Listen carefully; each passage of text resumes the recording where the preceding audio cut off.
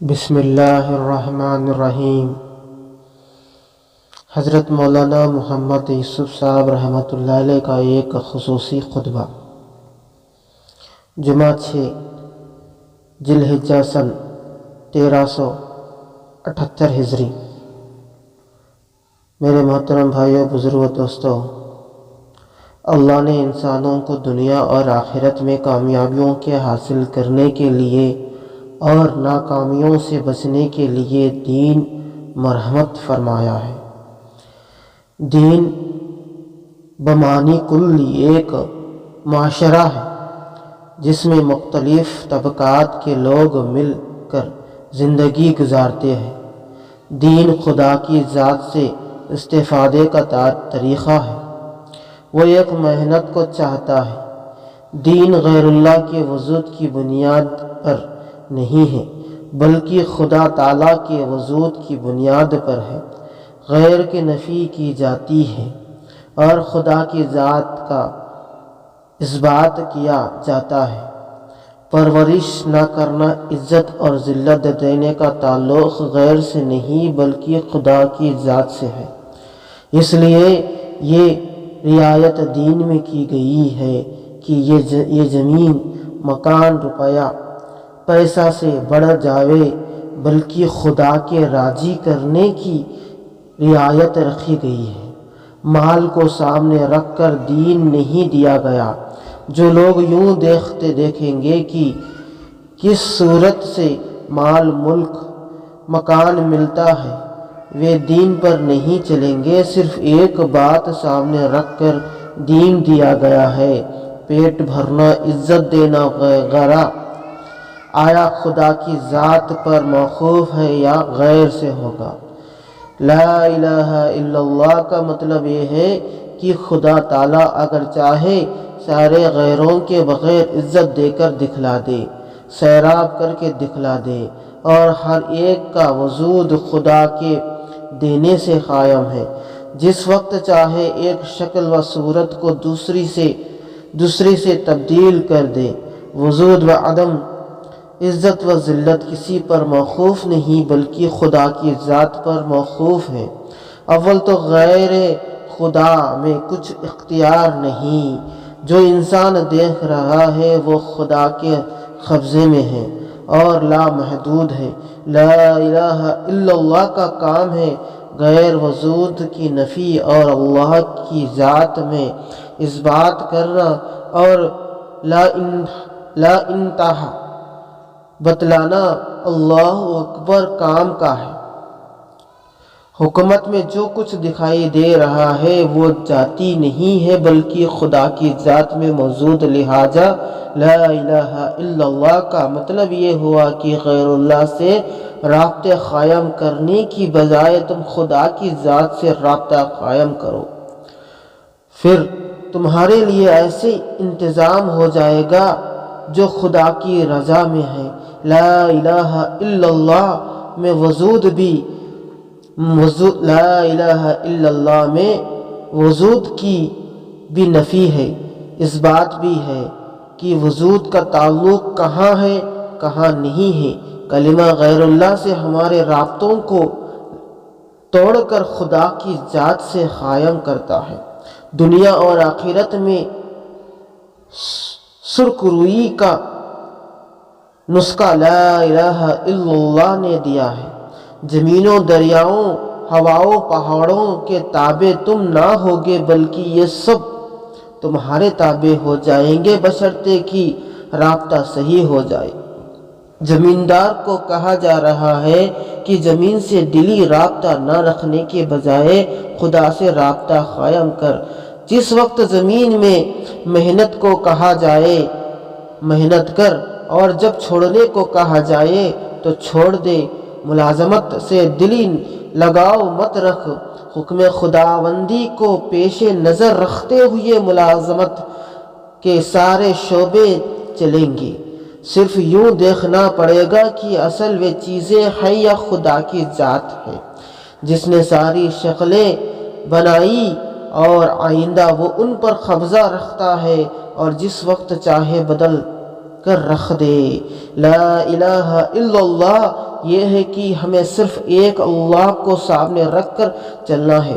وجود کے سارے سلسلے صرف ایک ذات کے اشارے پر چل رہے ہیں۔ ماؤں کے پیٹ میں، زمینوں کے اندر بیج کے اگنے وغیرہ تک میں جو ہو رہا ہے وہ صرف خدا کی ذات کے حکم سے ہو رہا ہے۔ یہاں تک کہ نبیوں تک کا بھی دخل نہیں ہے۔ نبیوں کے ہاتھوں نابیناؤں کا بینا ہونا، کوڑ والے کا اچھا ہونا، یہ معجزات ہے۔ معجزات اونچے ہیں یا ہدایت؟ موضوع نبوت معجزات نہیں ہے بلکہ موضوع نبوت ہدایت ہے۔ حضرت عیسیٰ علیہ السلام اس لیے نہیں بھیجے گئے کہ وہ مردے کو زندہ کر کے دکھلا دے، مردوں کو زندہ کر کے دکھلا دے، بلکہ وہ خدا کا راستہ دکھلانے آئے ہیں جو انسانوں کو منزل مقصود تک پہنچا دے۔ مقصود یہ ہے کہ وہ لوگ مخلوق سے نظر ہٹا کر خالق کی ذات کا یقین پیدا کریں۔ معجزات کے دلائل نبوت سے ثابت کرتے ہیں اور موضوع نبوت خلق خدا کو سیدھا راستہ دکھانا، دارائین کی فلاح کا راستہ دکھانا۔ لوگ عام چیزوں کے حصول کی طرف گامزن ہیں۔ اگر اسی مقصد میں انہوں نے اپنے عمل کو بگاڑ لیا تو انہوں نے دنیا میں فساد کی صورت پیدا کر دی۔ اللہ رب العزت فرماتے ہیں کہ اے نبی صلی اللہ علیہ وسلم، ہدایت تمہارے ہاتھ میں نہیں، اللہ کے ہاتھ میں ہے۔ وہ جس کو چاہے گا ہدایت دے گا۔ اللہ پاک کا فرمان ہے۔ یہ آیت اس وقت اتری جب ابو طالب حضور اکرم صلی اللہ علیہ وسلم پر اپنی ذات نثار کرتے تھے، بغیر ایمان کے مر رہے تھے۔ ابو طالب حضور اکرم صلی اللہ علیہ وسلم کی طرف دیکھتا تھا تو کلمہ کا خیال آتا تھا، لیکن دوسری طرف ابو جہل وغیرہ بیٹھے ہوئے تھے، وہ ان کا لحاظ کرتا تھا۔ آخر یہ کہتے ہوئے جان دے دی کہ میں عبد المطلب کے مذہب پر مرتا ہوں، جو نبی اکرم صلی اللہ علیہ وسلم ہدایت کا سرچشمہ بن آئے ہیں۔ اگر ان میں قوت ہدایت نہیں ہے بلکہ خدا کا اس موضوع پر قبضہ ہے، تو پھر زمین کا موضوع زمین نہیں ہے اور غلے کا موضوع غلہ نہیں ہے۔ شکلیں صورتیں سب ہیں لیکن ہر شکل پر خدا کا قبضہ ہے، اور خدا کی ذات پر کسی کا قبضہ نہیں ہے۔ خدا کی قدرت مشیت آزاد ہے، سب کے بغیر جو چاہے بنا دے۔ جس طرح جنت، دوزخ، فرشتے و آسمان، غلہ اور پھل اور انسان اور جانور جب پہلے نہیں تھے، انہیں خدا نے محض اپنی قوت سے بنایا۔ اب خدا کی قدرت بدل نہیں گئی۔ شکلوں کے وجود میں آنے کی وجہ سے جس طرح اس وقت خدا کی ذات پر موقوف تھی، اسی طرح سے آج بھی وجود میں آ جانے کے بعد خدا کی ذات پر موقوف ہے۔ ہر جنس کے ہر جزو کا وجود رضائے الہی پر موقوف ہے۔ یہ ضروری نہیں کہ کھیتی ہوگی تو غلہ پیدا ہوگا۔ اللہ چاہے تو بغیر کھیتی کے غلہ بنا کر دکھا دے۔ بنیاد تو اسی کی ذات ہے جو ساری ذاتوں کو اپنی معیشت کے حصار میں لیے ہوئے ہے۔ لہذا دین کی شکلیں اسی وقت زندہ ہوگی جب اور ذاتوں کو نظر انداز کیے جانے لگے، جب جذبہ یہاں آ جائے کہ چیزوں کا بننا بگڑنا اور تغیر و تبدل ایک صف پر آ جاوے اور صرف خدا کی رضا ہی رہ جاوے تو دین بہت آسان ہے۔ دریا پر پل بنا ہوا ہے تو پل پر گزرنا آسان ہے اور پل چھوڑ کر گزرنا مشکل ہے۔ یہ خیال اگر یوں کروں گا تو پیسے نہیں ملیں گے، اس لیے دین کا مقابلہ ابتدائی میں مال اور چیزوں سے ڈالا ہے۔ جب امتحان میں پاس ہو جائے، یعنی یہ شکلوں کو کتنا مانتے ہیں اور شکلوں کے بنانے والے خدا کو کتنا مانتے ہیں، حالانکہ شکلوں اور صورتوں میں کچھ نہیں رکھا، حقیقت خدا کی مشیت اور اس کے احکامات میں ہے۔ اگر انسان تھوڑے دن میں اس امتحان میں پاس ہو جاوے تو اس کے لیے کامیابی کے راستے کھل جاتے ہیں۔ شخصی طور پر چلتا ہے تو شخص کے لیے، مجموعی طور پر چلتا ہے تو مجموعے کے لیے۔ جو سب کچھ خدا کی قدرت میں مانتا ہے اور خدا کی قدرت کو لینے کے لیے دین کو دیکھ کر چلتا ہے تو تھوڑی سی محنت کے بعد وہ سرسبز وادیوں میں پہنچ جائے گا۔ حضرت عمر بن خطاب رضی اللہ تعالیٰ عنہ اور حضرت ابوبکر صدیق رضی اللہ تعالیٰ عنہ کے دین میں کیا فرق ہے؟ حضرت عمر رضی اللہ تعالیٰ عنہ حضرت ابوبکر صدیق رضی اللہ تعالیٰ عنہ کے مقابلے میں بچے نظر آتے ہیں۔ حضور صلی اللہ علیہ وسلم دنیا سے تشریف لے گئے اور آپ اپنی آخری ساعت میں یہ حکم فرما چکے تھے، ملک شام کو لشکر اسامہ رضی اللہ تعالیٰ عنہ کی امارت میں روانہ ہو جائے۔ سب لوگ مسجد میں جمع تھے کہ ام ایمان رضی اللہ عنہا نے کہا، جن کی نوعیت ایسی تھی کہ کسی اور کی نہیں تھی، حضور صلی اللہ علیہ وسلم سے پانی مانگ لیتی تھی۔ حضور اقدس صلی اللہ علیہ وسلم فرماتے تھے کہ میری ماں کے بعد ام ایمان میری ماں ہے۔ حضور اقدس صلی اللہ علیہ وسلم کی مزاج پرسی کو جایا کرتی تھی۔ حضرت ابوبکر صدیق رضی اللہ تعالیٰ عنہ، حضرت عمر بن خطاب رضی اللہ تعالیٰ عنہما حضور اقدس صلی اللہ علیہ وسلم کے بعد ان کی زیارت کو تشریف لے گئے۔ وہ انہیں دیکھ کر بہت روئی۔ انہوں نے تسلی دلائی کہ حضور اقدس صلی اللہ علیہ وسلم کے لیے وہ درجہ ہے جو خدا کے پاس ہے۔ انہوں نے فرمایا کہ میں اس بات پر نہیں رو رہی ہوں بلکہ یوں رو رہی ہوں کہ اب وحی کا سلسلہ منقطع ہو گیا۔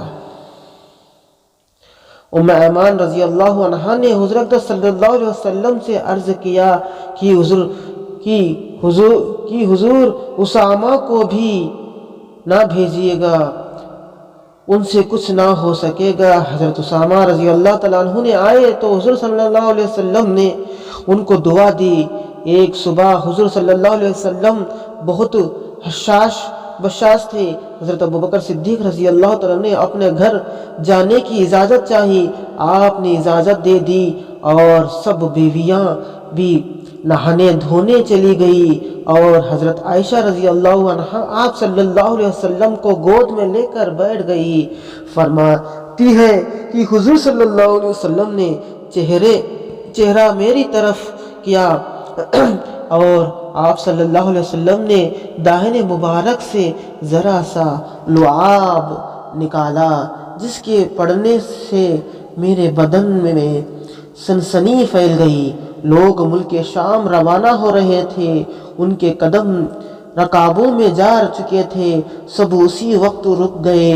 اس کے بعد پورے عرب میں سوائے مکہ مدینہ اور طائف کے ارتداد پھیل گیا اور افراد چھپتے پھر رہے تھے۔ حضرت معاذ بن جبل رضی اللہ تعالیٰ عنہ جو یمن کے گورنر تھے وہ بھی پریشان تھے۔ وہاں اسود انسی نے نبوت کا دعویٰ کیا تھا۔ حضور اقدس صلی اللہ علیہ وسلم کی تجہیز و تخفین کے بعد حضرت ابوبکر صدیق رضی اللہ تعالیٰ عنہ نے حضرت اسامہ رضی اللہ تعالیٰ عنہ کے لشکر کو ملک شام جانے کا حکم دیا۔ لوگ حیران تھے کہ مسلمہ خجاب زبردست لشکر لے کر مدینہ منورہ پر آ رہا تھا۔ شجاع اس کے ساتھ مل کر اپنا لشکر لایا۔ ایسی صورت میں ہم شام میں لشکر بھیجے یا نہ بھیجے؟ حضرت ابوبکر صدیق رضی اللہ تعالیٰ نے اس سب کو جمع کیا، سب کی رائے نہ بھیجنے کی تھی۔ لوگوں نے کہا یہ حالات حضور اقدس صلی اللہ علیہ وسلم کے سامنے نہیں تھے۔ آپ نے ارشاد فرمایا کہ حضور اقدس صلی اللہ علیہ وسلم کے پاس وحی آتی تھی۔ حضرت ابوبکر صدیق رضی اللہ عنہ نے لشکر کو ملک شام روانہ ہونے کا حکم فرمایا اور بقیہ 150 غازیوں کو لے کر قبیلوں کی طرف بڑھ گئے۔ حضرت ابوبکر صدیق رضی اللہ تعالیٰ عنہ لشکر روکنے پر تیار نہ ہوئے تو حضرت عمر رضی اللہ تعالیٰ عنہ نے امیر بدلنے کی درخواست کی۔ آپ نے ان کی داڑھی پکڑ کر کھینچی اور فرمایا کہ اس شخص کو امیر نہ بناوے جس کو حضور اقدس صلی اللہ علیہ وسلم نے امیر بنایا تھا۔ ظاہر کے خلاف چلنے سے یہ ہوا کہ رات دن جو مسافر جا رہے تھے وہ اپنے اپنے علاقوں میں جا کر کہتے ہیں کہ ہم نے مسلمانوں کا ایک بڑا لشکر فلاں جگہ دیکھا ہے۔ دوسرا کہتا کہ ہم نے فلاں جگہ دیکھا، اور جس قافلے کو لے کر حضرت ابوبکر صدیق رضی اللہ تعالیٰ عنہ نکلے انہوں نے کہیں صبح، کہیں شام اور کہیں شب خون مارا تو لوگوں نے سمجھا کہ مسلمانوں کے پاس زبردست لشکر ہے۔ جب رومیوں کو خبر ملی کہ حضور اقدس صلی اللہ علیہ وسلم کے انتقال کے بعد فوراً اتنا بڑا لشکر آ رہا ہے تو وہ سمجھے کہ نامعلوم مسلمانوں کی کتنی بڑی فوج مدینہ منورہ میں ہے۔ اصل مقابلہ تو رومیوں سے بعد میں ہوا ہے، اس وقت تو ابتدا ہی ہوئی ہے۔ حضرت عمر بن خطاب رضی اللہ تعالیٰ عنہ ہمیشہ فرمایا کرتے تھے کہ میں اپنی ساری عمر کی نیکیوں کو حضرت ابوبکر صدیق رضی اللہ تعالیٰ عنہ کی 24 گھنٹے کی نیکیوں سے بدلنے کے لیے تیار ہوں۔ وہ دن جب حضور اقدس صلی اللہ علیہ وسلم کا وصال ہوا، اور وہ رات جو حضرت ابوبکر صدیق رضی اللہ تعالیٰ عنہ نے حضور اقدس صلی اللہ علیہ وسلم کے ساتھ غار میں گزاری، اس بات میں حضرت ابوبکر صدیق رضی اللہ تعالیٰ عنہ سب سے آگے ہے۔ ظاہر کے خلاف حضور اقدس صلی اللہ علیہ وسلم کے حکم پر قدم اٹھایا۔ آپ فرمایا کرتے تھے کہ اگر میں حضور اقدس صلی اللہ علیہ وسلم کے ایک حکم کو نظر انداز کر دیتا تو سارا مدینہ آگ کی بھٹی بن جاتی۔ شکلیں بنانے والے نے بنائی ہے، اگر وہ چاہے تو شکلوں کو ہمارے موافق کر دے گا۔ شکلوں اور صورتوں کو سامنے رکھ کر دین نہیں دیا گیا ہے۔ انسان کے سامنے شکلیں آئیں گی اور دین ان کے مقابلے میں آئے گا، بلکہ شکلوں کے باوجود دینے اور ان میں تغیر و تبدل پیدا کرنے والے کو سامنے رکھ کر دین دیا گیا ہے۔ مقابلے کے وقت شکلوں کو نظر انداز کیا جائے اور خدا کے حکم پر پورا عمل کیا جائے۔ شکل تو خالق مالک کے ہاتھ میں ہے، کل کو اس نے شکل بگاڑ دی تو تم کیا کر سکو گے؟ اسلام عمل کی شکلوں کا نام ہے۔ اسلام عمل کی شکلوں کا نام ہے۔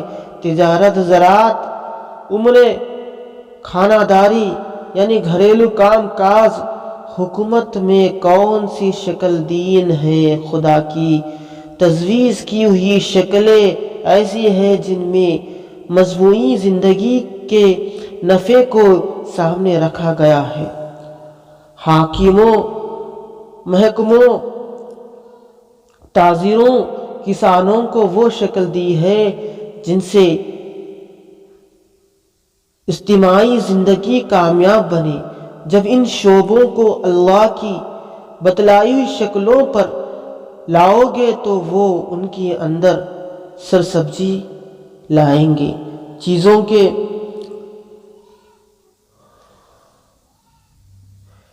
چیزوں کے اعتبار سے مادے کے اعتبار سے جو شکلیں بن کر آتی ہے ان کو نظر انداز کرنا ہے اور خدا کی بتلائی ہوئی شکلوں کو اپنانا ہے۔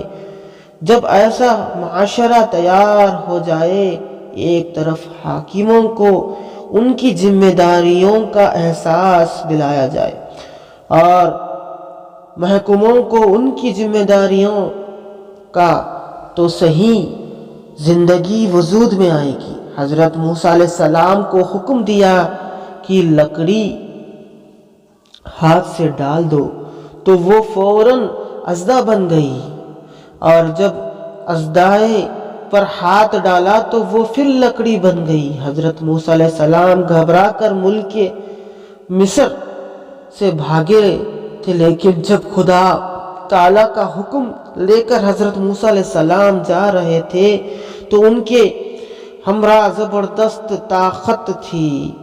اللہ رب العزت کا حکم ہوا کہ فرعون کے سامنے اللہ کی توحید پیش کرو، اگر وہ مقابلے پر آئے گا تو اللہ پاک اس کو توڑ پھوڑ کر رکھ دیں گے۔ حضرت موسیٰ علیہ السلام بے دھڑک فرعون کے پاس آئے اور فرمانے لگے کہ میں رب العزت ذات کا رسول ہوں۔ وہی موسیٰ علیہ السلام اس کی CID سے چھپ کر چلے گئے تھے۔ حضرت موسیٰ علیہ السلام اور فرعون کی بات چیت شروع ہوئی اور بات وہی کہی جس سے وہ آگ بگولا ہو جائے، یعنی یہ کہ تو خدا نہیں ہے، خدا وہ ہے جس نے سارے جہانوں کا بنایا ہے، اور میں اس کا رسول ہوں۔ میں اس کا رسول ہوں۔ اندازہ لگاؤ اس بات سے فرعون کس قدر غصے میں آیا ہوگا۔ خدا نے اس یقین کی قوت پر شکلیں توڑ کر دکھائی، قارون کو زمین میں دھسا کر دکھلا دیا کہ مال میں کوئی طاقت نہیں ہے۔ معجزات میں خدا کی قدرت کو دکھلایا ہے۔ ایک دفعہ حضور اقدس صلی اللہ علیہ وسلم کو بہت ستایا گیا اور آپ بہت غمزدہ بیٹھے ہوئے تھے۔ حضرت جبریل علیہ السلام تشریف لائے اور کہا، اس درخت کو بلاؤ۔ وہ درخت گھسٹتا ہوا حاضر ہوا تو آپ صلی اللہ علیہ وسلم خوش ہو گئے۔ ساری مخالفت کی شکلوں کو موافقت میں بدل دیا۔ وہ سہیل جو محمد رسول اللہ صلی اللہ علیہ وسلم لکھنے پر تیار نہیں تھا، حضور اقدس صلی اللہ علیہ وسلم وضو فرما رہے تھے، وضو کے پانی کو ہاتھ، منہ اور سینے پر مل رہا تھا۔ اصل شکل نہیں ہے بلکہ وہ خدا اصل ہے جس کی قدرت سے شکلوں کا وجود ہو رہا ہے۔ جنہوں نے شکلوں کی رعایت نہیں کی ہے، دین پر چلے اور شکلوں کو توڑا، ان کے لیے شکلوں کو وجود مرحمت فرمایا۔ دین شکلوں کو سامنے رکھ کر چلنا نہیں ہے بلکہ اللہ رب العزت کے احکام کو سامنے رکھ کر چلنے کا نام ہے۔ انسان کی نظر صرف اس بات پر جاتی ہے جو خدا کی قدرت سے ظاہر ہو گئی ہے۔ انسان شکلوں سے متاثر ہو کر قدم اٹھاتے ہیں اور عملی غلطیاں کرتے ہیں، عمل خراب کرتے ہیں، تو شکلیں بد سے بدتر ہوتی چلی جاتی ہیں۔ ساری خرابیاں شکل پرستی سے ہے، اور اگر خدا کی قدرت کو سامنے رکھا جائے گا تو کمالات آئیں گے۔ ایک شخص مکان والا تو بن گیا لیکن اس نے یتیموں کا مال دبا کر بیواؤں پر ظلم کر کے بنایا ہے، تو اسی مکان کے نقشے میں اللہ رب العزت اس کو ذلیل کر کے دکھلائیں گے۔ اور اگر عمل کی وجہ سے چیزوں کے نقشے خراب ہو گئے تو اللہ رب العزت اپنی قدرت سے چمکا کر دکھلا دیں گے۔ سارے شعبوں میں عملی معیار قائم کیا گیا ہے۔ اس کی نگاہ کے سامنے رکھ کر چلنا دین ہے۔ اس کو نگاہ کے سامنے رکھ کر چلنا دین ہے۔ قدرت مخالف اور موافق دونوں طرح ہو سکتی ہے۔ اگر مخالف ہو گئی تو چیزوں کے سارے نقشے خراب ہو جائیں گے۔ دنیا کے اندر جتنی بھی شعبے ہیں ان کو چھوڑ کر محنت کا میدان قائم کیا جائے گا کہ شکلیں خدا کے ہاتھ میں ہے۔ اگر خدا تعالی ہم سے راضی ہوں گے تو چیزوں کو ہمارے موافق استعمال کریں گے، اور اگر ناراض ہو گئے تو ہمارے خلاف استعمال کریں گے۔ دعوت اتنی چلے کہ اگر ساتھیوں میں سے جو بھی شکل سے متاثر ہو اس کی جگہ دوسرا داعی بن جائے، گھر کے اندر بچے مچل گئے اور بیوی کسی کی شکل سے متاثر ہو گئی تو ان کو دعوت دے کر تیار کیا جائے۔ پہلے دور میں عورتیں دعوت دیتی تھی، کتنی عورتیں جن کی دعوت پر مرد مسلمان ہوئے ہیں۔ قرآن ہی تو دعوت ہے۔ پہلے زمانے میں 10 سال تک دعوت قرآن ہی دی گئی۔ اس میں اگر پٹائی ہوئی تو اس پر صبر کیا۔ 10 سال تک وہ ایک ہی بات کرتے رہے کہ اخلاق اس کا نام ہے کہ اپنے جان و مال سے دوسروں کو فائدہ پہنچایا جائے۔ دوسروں کے حقوق کی ادائیگی جان و مال سے کی جائے گی۔